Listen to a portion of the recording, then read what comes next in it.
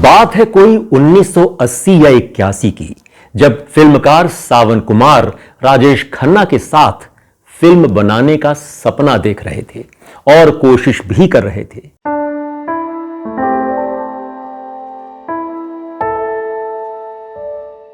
वो राजेश खन्ना के बहुत बड़े फैन थे, मगर जब भी वो सुपरस्टार से संपर्क करते तो यही जवाब मिलता कि मेरी डायरी भरी हुई है, उसमें कोई डेट नहीं है।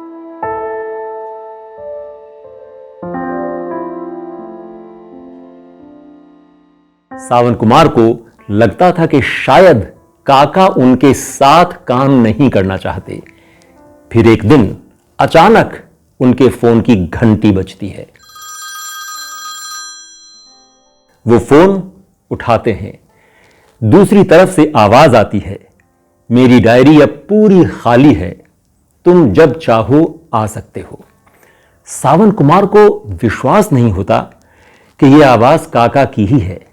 यह कहानी हम आपको इसलिए सुना रहे हैं कि सावन कुमार अगर राजेश खन्ना के साथ यह फिल्म न बनाते तो शायद डिंपल कापड़िया को फिल्मों में लौटने में कुछ और वक्त लग जाता, या फिर वो कभी लौट ही ना पाती। और अजब इत्तेफाक था कि काका के साथ सावन कुमार की इस फिल्म का नाम था सौतन।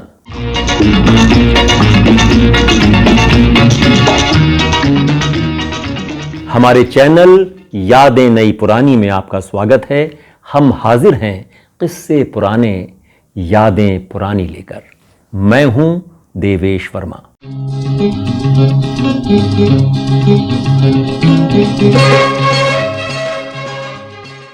जिस दिन सावन कुमार की राजेश खन्ना से फोन पर बात हुई, उसी दिन वो अपने पसंदीदा कलाकार को सौतन की कहानी सुनाने आशीर्वाद पहुंच गए। कहानी सुनने के बाद राजेश खन्ना ने अपनी खाली डायरी सावन कुमार के हवाले करते हुए कहा कि वे जो भी डेट्स चाहें इसमें डाल लें। सौतन फिल्म में राधा और रुक्मिणी मोहित के रोल्स के लिए जिन दो अभिनेत्रियों को चुना गया था वो थीं पद्मिनी कोल्हापुरी और परवीन बाबी। मगर शूटिंग शुरू होने के कुछ दिन पहले ही परवीन बाबी को किन्हीं कारणों से यह फिल्म छोड़नी पड़ी। इसके बाद जीनत अमान के नाम पर विचार किया गया, मगर पता चला कि जीनत के पास एक साथ उतनी डेट्स नहीं थीं जितनी सौतन की लंबी आउटडोर शूटिंग के लिए दरकार थी। यह आउटडोर शूटिंग मॉरिशस में होनी थी। इसके बाद सावन कुमार का ख्याल गया टीना मुनीम की ओर, जिन्हें कुछ बरस पहले ही देव आनंद ने देश परदेश में लॉन्च किया था। टीना मुनीम एक बिल्कुल यंग, खूबसूरत और जिंदगी से भरपूर शख्सियत थी। वो राजेश खन्ना के साथ फिल्म 50-50 में काम भी कर रही थी। दोनों अच्छे दोस्त थे। कहा जाता है कि राजेश खन्ना और डिंपल कापड़िया टीना मुनीम के घर पर एक डिनर में भी शामिल हुए थे। आइए इसी के साथ एक और रोचक किस्सा भी बताते चलें। सावन कुमार ने अपनी इस फिल्म के एक गाने का मुखड़ा लिख लिया था, और जब वो एक शाम आशीर्वाद में काका के साथ थे और काका के हाथ में जाम था, तो सावन कुमार ने उन्हें यह मुखड़ा गाकर सुनाया। शायद मेरी शादी का ख्याल दिल में आया है, इसीलिए मम्मी ने मेरी तुम्हें चाय पे बुलाया है। शायद मेरी शादी का ख्याल दिल में आया है। गाने की ये लाइनें सुनकर काका थोड़ा शर्मा से गए और फिर अपनी मशहूर दिलकश मुस्कान बिखेरते हुए कहा, यार लोग क्या कहेंगे जब मैं ये गाना गाऊंगा, मैं 2 बच्चियों का बाप हूं। पंछी अकेला देख मुझे ये जाल बिछाया है। सावन कुमार ने जवाब दिया, काका आप मेरी बात याद रखिएगा, ये गाना सुपर हिट होगा। और राजेश खन्ना मान गए। मेरी कसम आओगे ना? तेरी कसम आऊंगा। इस बीच जानी मानी film magazine star and style Rajesh Khanna और टीना मुनीम के साथ एक कवर पिक्चर करना चाह रही थी। फिल्म जर्नलिस्ट भारती एस प्रधान ने इस बारे में काका और टीना मुनीम से बात की। दोनों मान गए और एक संडे को आशीर्वाद में यह फोटो सेशन रखा गया।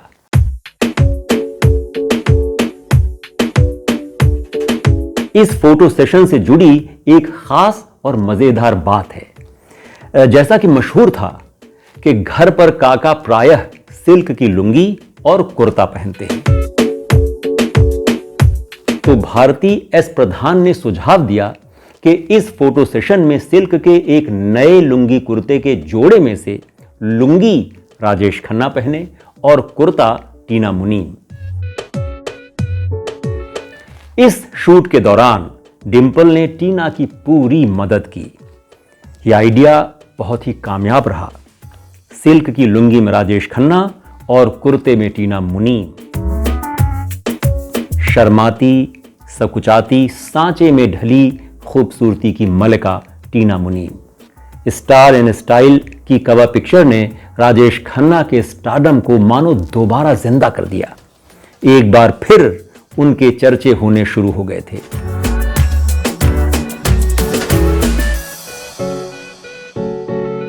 फिल्म सौतन की शूटिंग मॉरिशस में होनी थी और हां, सौतन पहली हिंदी फिल्म थी जिसकी शूटिंग इस खूबसूरत देश में हुई थी। शूटिंग शुरू होने के 2 दिन पहले राजेश खन्ना, डिंपल कापड़िया, टीना मुनीम, प्राण और प्रेम चोपड़ा मॉरिशस पहुंच गए थे। सावन कुमार की टीम ने राजेश खन्ना की स्टाइल और कपड़ों पर बहुत मेहनत की। उनकी हीरोइन टीना मुनीम राजेश खन्ना की बरसों से फैन रही थी, जिसका एहसास राजेश खन्ना को था और उन्होंने अपनी सुपरस्टार वाली इमेज को बनाए रखने की पूरी कोशिश भी की। फिल्म के रोमांटिक सीन्स और गानों की शूटिंग में दोनों के बीच का लगाव और दोस्ती साफ देखी जा सकती थी।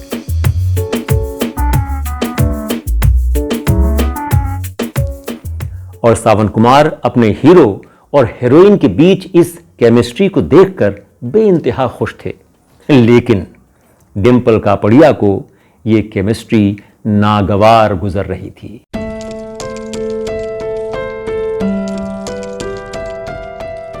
सावन कुमार ने बाद में बताया कि राजेश खन्ना और टीना मुनीम का अफेयर सौतन की शूटिंग के दौरान ही शुरू हो गया था और डिंपल को इन दोनों के बीच बढ़ती नजदीकियों का अंदाजा भी हो गया था।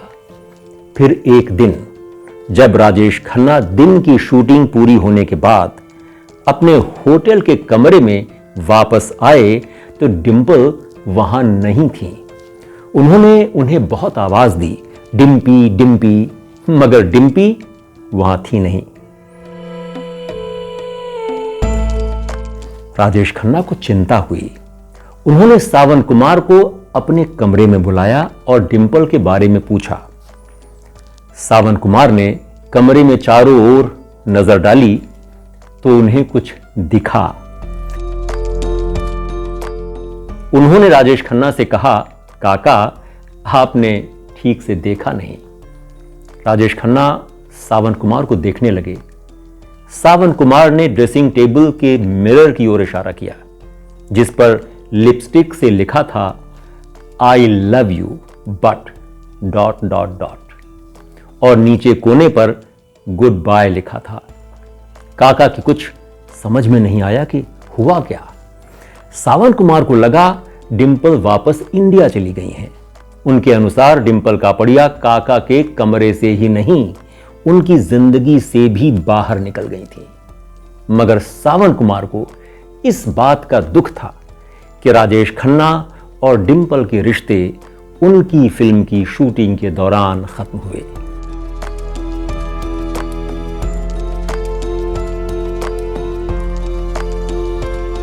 इससे पहले भी डिंपल काका से नाराज होकर अपने माता पिता के घर चली जाया करती थी, फिर वापस भी आ जाती थी। लेकिन इस बार मामला बिल्कुल अलग था।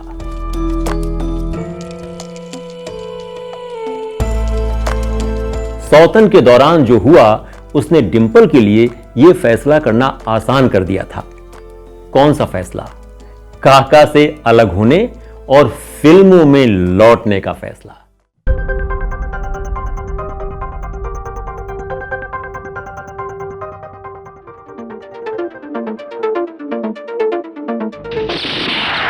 लॉर्ड, मैंने जो कुछ भी किया है उसमें गीता, कुरान और मनु मेरे पक्ष में है। यह अदालत किसके पक्ष में है ये मैं नहीं जानती।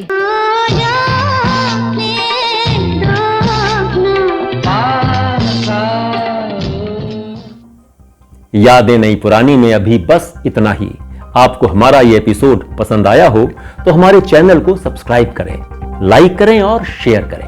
हम लेकर आते रहेंगे गुजरे जमाने के और भी दिलचस्प किस्से, दिलचस्प यादें। नमस्कार।